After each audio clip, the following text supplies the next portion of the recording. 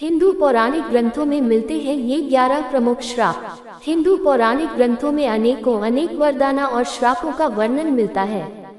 जहाँ तक श्राप का संबंध है, जो हर एक के पीछे कोई कहानी और कारण मिलता है। वरदानों ने जितना घटनाक्रम को संचालित किया, उससे कहीं ज्यादा श्रापों ने भविष्य में होने वाली घटनाओं को संचालित किया। आज हम आपको बताएंगे ऐसे प्रमुख 10 श्रापों के संबंध में जिनकी चर्चा खूब होती है और जिनके कारण इतिहास में घटनाक्रमों की एक श्रृंखला ही निर्मित हो गई। 1. नारद का भगवान विष्णु को श्राप। शिव पुराण के अनुसार एक बार श्री लक्ष्मी के स्वयंवर में देवऋषि नारद भी पहुंच गए, क्योंकि वे श्री लक्ष्मी पर मोहित हो गए थे। उसी स्वयंवर में भगवान विष्णु भी पहुंचे, लेकिन उन्होंने देवर्षि नारद का मुंह अपनी माया से वानर के समान कर दिया।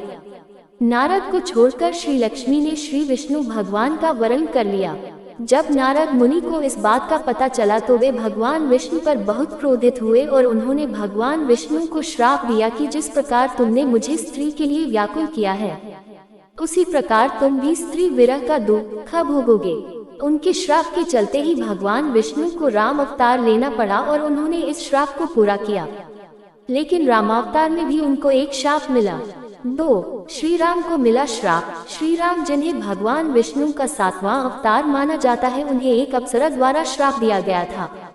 वो अप्सरा वाली वानर की पत्नी थी। ये तब की बात है जब सुग्रीव वानर, जो कि श्री राम के प्रिय मित्र थे, उन्होंने भगवान राम से मदद मांगी थी, जिसके चलते सुग्रीव और वाली के बीच युद्ध हुआ, जिसमें भगवान श्री राम के बाण द्वारा वाली की मृत्यु हो गई थी।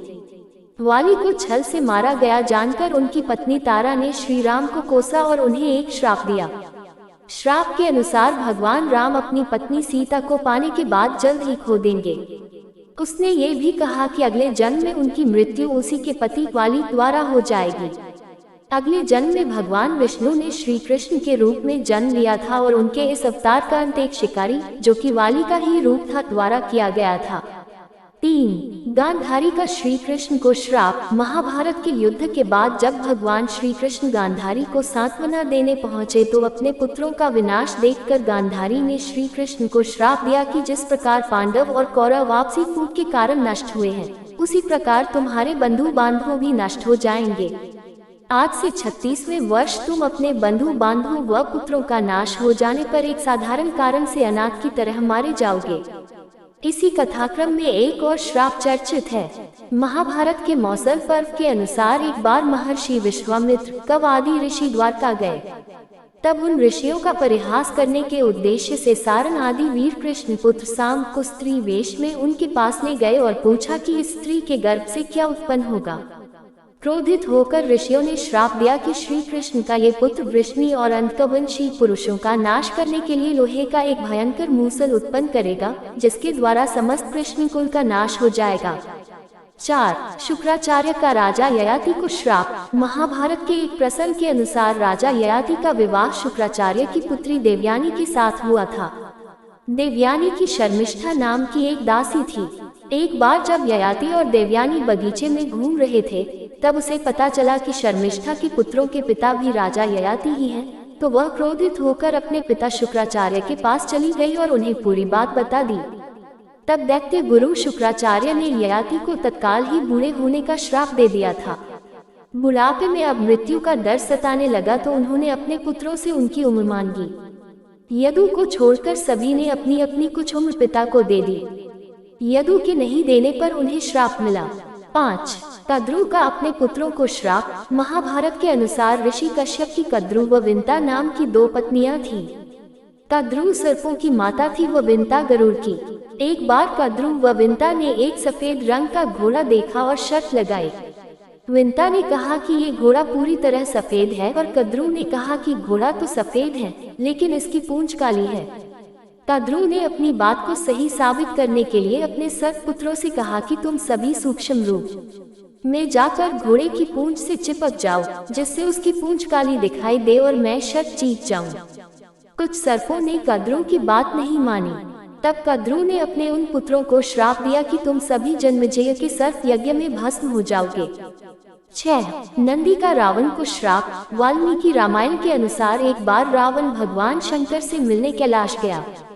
वहां उसने नंदी जी को देखकर उनके स्वरूप की हंसी उड़ाई और उन्हें वानर के समान मुख वाला कहा। तब नंदी जी ने रावण को श्राप दिया कि वानरों के कारण ही तेरा सर्वनाश होगा।